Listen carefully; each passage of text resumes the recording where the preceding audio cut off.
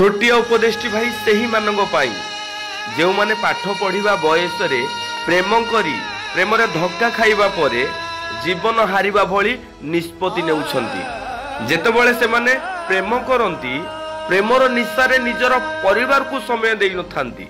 जो मोबाइल चलाउ थांती से मोबाइल रो चार्ज शेष हेबा जाए मोबाइल को विश्राम टिके भी देई नथांती। सेमानकर कोनोसी काम रे मन लागि नथाए, अजथा अधिक खर्च करी थांती।